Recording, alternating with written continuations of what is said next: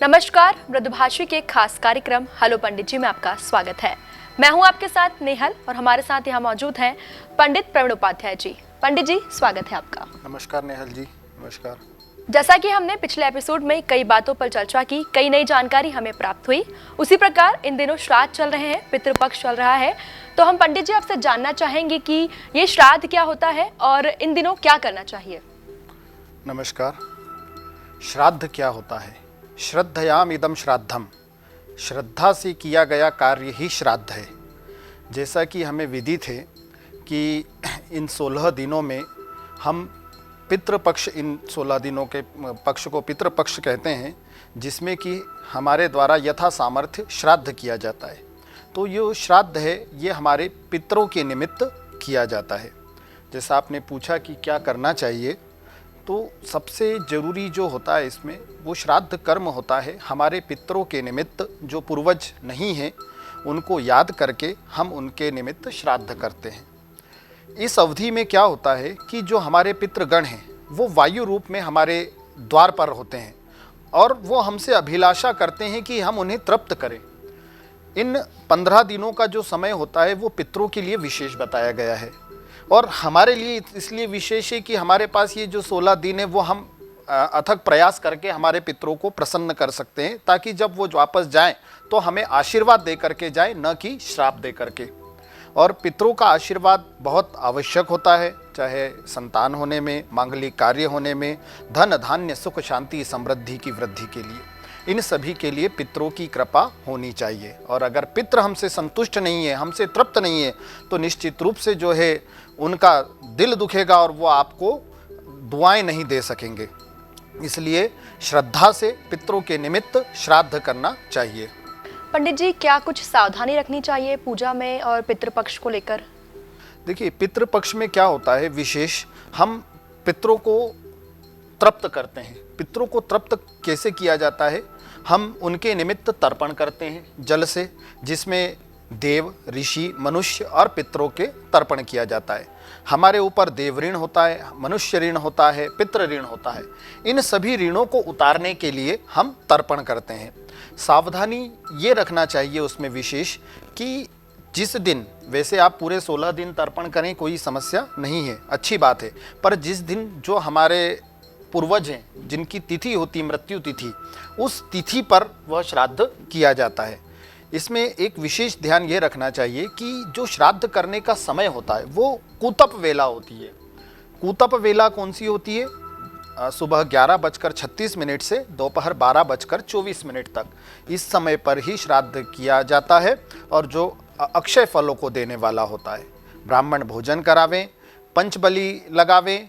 पंचबली में जैसे हम 5 ग्रास निकालते हैं, पहला गौ ग्रास होता है, दूसरा श्वान का मतलब कुत्ते के लिए निकालते हैं, तीसरी हम काक बलि देते हैं जो कौवे के लिए होती है, चौथी जो देवादी बलि अतिथियों के निमित्त होती है और 5वीं जो है कीट पतंगों के लिए होती है।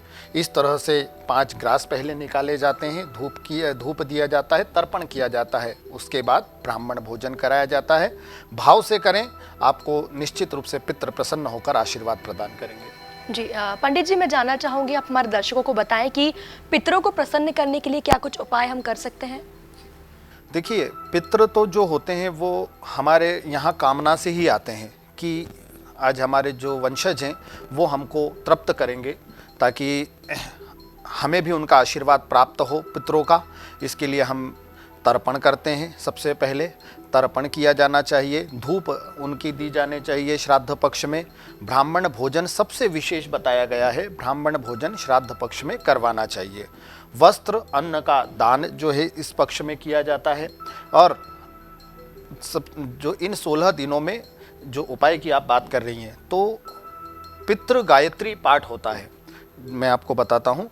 ओम देवताभ्यः पितृभ्यश्च महायोगिभ्य एव च नमः स्वाहायै स्वधायै नित्यमेव नमो नमः। इसका 3 बार पाठ नियमित रूप से करें। दक्षिण दिशा की ओर जल चढ़ावें, उस जल में थोड़ा सा काली तिल मिलावें। काली तिल से पितृ बहुत प्रसन्न होते हैं। और दोनों हाथ उठा करके कहें कि हे पितृ देवता, आप कृपा बरसा कर रखना।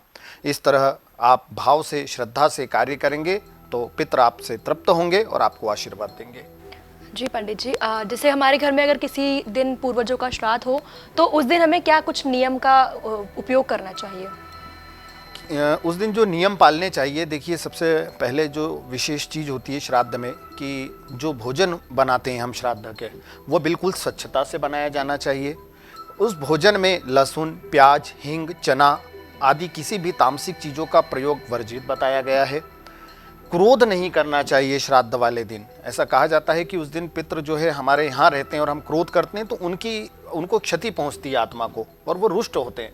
तो किसी भी प्रकार का क्रोध न करें। बड़े प्रेम से ब्राह्मण भोजन करावें।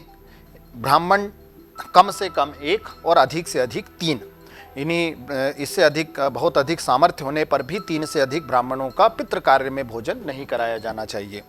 ब्राह्मणों को भोजन करावें और उनके जो है पैर प्रक्षालन करें, उनका पैर धोवें, है ना, उनको यथा सामर्थ्य दक्षिणा देवें, वस्त्र देवें और उनसे आशीर्वाद लेवें। जब आपके यहाँ से ब्राह्मण भोजन करके जा रहे होते हैं तो उन्हें द्वार तक छोड़ने जाएं, है? ऐसा शास्त्रों में लिखा हुआ है। भोजन जो हम लेकर के आते हैं परसने के लिए तो वो एक हाथ से उठा करके ना लाएं, वो दोनों हाथों से उठा करके लाएं। सावधानी ये रखें कि जब भी ब्राह्मण आपके यहाँ भोजन कर रहे हैं श्राद्ध के निमित्त तो आपको ये नहीं पूछना चाहिए कि सब्जी कैसी बनी, खीर कैसी बनी, नमक कम तो नहीं है, और किसी भी प्रकार की जोर जबरदस्ती नहीं करना चाहिए कि नहीं एक मिठाई तो चलेगी, एक पूड़ी तो चलेगी। ये विशेष ध्यान रखें। ब्राह्मण का ये कर्तव्य है कि मौन होकर के भोजन करें। जब तक ब्राह्मण मौन होकर के भोजन करेंगे तभी हमारे पितृ उस ग्रास को लेंगे और वो भोजन करेंगे और तृप्त होंगे। तो ये कुछ सावधानियां छोटी सी हैं जो हमें पितृ पक्ष में विशेष रूप से ध्यान रखनी चाहिए। जी पंडित जी, आपने बहुत अच्छी जानकारी दी है। बस एक आखिरी सवाल मैं आपसे करना चाहूँगी कि कुछ विशेष उपाय या कुछ विशेष जानकारी श्राद्ध को लेकर आप हमारे दर्शकों को बताना चाहेंगे? देखिए, ये सबसे पहले मैं आपको बता दूं कि पितृपक्ष जो होता है ये बहुत उत्तम समय होता है। अगर हमारी जन्म कुंडली में किसी भी तरह का कोई दोष बन रहा है, पितरों से संबंधित पितृदोष है, पितृदोष के लक्षण आपके पास कुंडली नहीं है, तो आप ऐसे भी समझ सकते हैं कि हमारे यहाँ संतान न होना, संतान को लेकर के कष्ट बना रहना, हमारे घर में मांगलिक कार्य न होना, होते होते कार्यों का रुक जाना, किसी भी कार्य में बहुत विघ्न डालना, इसका मतलब कहीं ना कहीं पितृ हमसे नाराज हैं। अब 1 वर्ष में ये जो पखवाड़ा होता है पितृपक्ष का 16 दिन, इसमें हमारे पास अवसर होता है कि हम उस दोष को शांत कर सकें, है ना, ताकि पितृ अगर हमसे प्रसन्न रहेंगे तो हमारे ये सब कार्य निर्विघ्न होंगे। तो पितरों की प्रसन्नता के लिए सबसे जो पितृ होते हैं वो जल से तृप्त होते हैं, इसलिए तर्पण तो करें ही करें। अगर आप स्वयं नहीं कर सकते हैं तो किसी योग्य ब्राह्मण को बुलावें और तर्पण करावें। तर्पण में जौ भी होता है, काली तिल भी होती है, काली तिल का प्रयोग किया जाता है, कुशा का प्रयोग किया जाता है, शहद का प्रयोग किया जाता है। उपयुक्त सभी आवश्यक सामग्रियों से जो है आप तर्पण करें। काली तिल जो है ये तीनों प्रकार की तिल भगवान विष्णु के पसीने से उत्पन्न हुई है और काली तिल से जो है पितृगण जो होते हैं वो बहुत प्रसन्न होते हैं। तो जहाँ हम ब्राह्मण भोजन भी कराते हैं ना, वहाँ पर भी आसपास थोड़ी काली तिल बिखेर देवें, कुशा का आसन दे देवें, तो पितृ बहुत प्रसन्न होते हैं। और जो हमें अड़चने आ रही है कार्यों में, और सबसे जैसा मैंने पहला ही लाइन आपसे बोला था कि श्रद्धा से किया गया कार्य, श्राद्ध का जो कार्य है उसमें दिखावा किसी भी तरह का नहीं होना चाहिए। अपने मित्रों और रिश्तेदारों को नहीं बुलाना उसमें विशेष कि हम इतना बड़ा कार्य कर रहे हैं तो आप आइए और ये करिए, ये दिखावा की भावना नहीं होना चाहिए। आप अपने सामर्थ्य के अनुसार 1, 2, 3 ब्राह्मणों को भोजन करावें, उन्हें तृप्त करें, उन्हें दक्षिणा दान आदि दे करके संतुष्ट करें और बहुत भाव से इन 16 दिनों में आप ब्राह्मणों की सेवा करें, गाय की सेवा करें, गाय को घास खिलावें। पितरों के निमित्त जो आपसे दान आप अपने शक्ति के अनुसार, अपने सामर्थ्य के अनुसार कर सकते हैं वह दान करें। निश्चित रूप से पितरों की कृपा आपको प्राप्त होगी और पितृगण आपसे प्रसन्न रहेंगे, और यदि पितृ आपसे प्रसन्न हैं तो आपको आगे बढ़ने से कोई नहीं रोक सकता। इसलिए आपने देखा होगा कि इन विशेष दिनों में व्यक्ति कार्य छोड़ करके अपने पितरों को मनाने में लगा रहता है। हम पहला कर्तव्य तो हमारा ये होता है कि उनके जीते जी ही हम उनकी सेवा करें, पर किसी कारणवश अगर हमें नहीं कर पाए तो ये समय होता है जो हम भाव से उनको जो अर्पण करेंगे वो उन तक पहुँचेगा और आपको आशीर्वाद देंगे।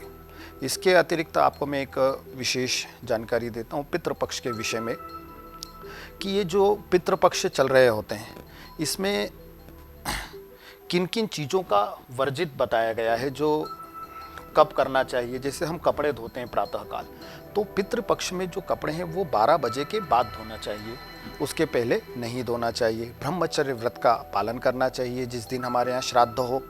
दिन में सोना भी पूरी तरह से वर्जित है। जिस दिन हमारे यहाँ श्राद्ध होता है उस दिन दिन में नहीं सोना चाहिए। आप जिस शहर में रहते हैं, अगर उसी शहर में आपका बेटी, दामाद, भांजे इत्यादि हैं, तो ब्राह्मण के साथ में उन्हें आमंत्रित अवश्य करना चाहिए, जिससे पितृगण हमारे प्रसन्न होते हैं।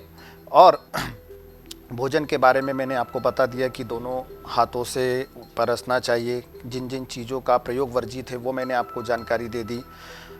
ब्राह्मण को ज़बरदस्ती नहीं करना भोजन परसने में, है ना, और पूछना नहीं बार बार कि कैसा बना, क्या बना, है ना। प्रेम से ब्राह्मण आपके यहाँ पर भोजन करे। और कुछ विशेष तिथियां आती है, जैसे एक नवमी तिथि होती है। मान लीजिए किसी को अपनी माताजी का श्राद्ध पता नहीं है कि यार हमारी मम्मी की जो है किस तिथि को स्वर्गवास हुआ था उनका, तो जो नवमी की तिथि होती है उसे हम मातृ नवमी कहते हैं। तो किसी भी सौभाग्यवती स्त्री का श्राद्ध नवमी के दिन किया जा सकता है। एकादशी के दिन श्राद्ध नहीं करना चाहिए। ऐसा एकादशी के दिन जो है चावल का प्रयोग वर्जित होता है। हम खीर बनाते हैं, पिंड बनाते हैं तो भी चावल के बनते हैं, तो उस दिन चावल नहीं बनते हैं। इसलिए एकादशी का श्राद्ध आप द्वादशी के दिन करें। एकादशी के दिन आप फलाहार किसी भी ब्राह्मण को दे दें। फलाहार का भोजन भी आप बुला करके करवा सकते हैं, पर उस दिन चावल का प्रयोग वर्जित है, इसलिए खीर आदि ना बनाएं। अगर किसी की तिथि हमें नहीं पता है, ऐसे जो हमारे पूर्वज हैं जिनका हमें नहीं पता है, तो सर्व पितृ अमावस्या जो आती है, जो पितृपक्ष का अंतिम दिवस रहता है, उस दिन भाव से सभी पितरों के निमित्त श्राद्ध करें, ब्राह्मण भोजन करावें। पितृ आपसे प्रसन्न होंगे और आपको आशीर्वाद देंगे। शुक्रिया पंडित जी, आपने बहुत सारी जानकारी हमारे दर्शकों को दी है और बहुत महत्वपूर्ण जानकारियां बताई हैं। आप भी अपनी जिंदगी में इन बातों को जरूर उतारें और पितृपक्ष के दौरान और श्राद्ध के दौरान इन बातों का खास ख्याल रखें। हमारे चैनल को लाइक, शेयर और सब्सक्राइब करें। मृदुभाषी से जुड़ने के लिए बेल आइकन दबाना ना भूलें।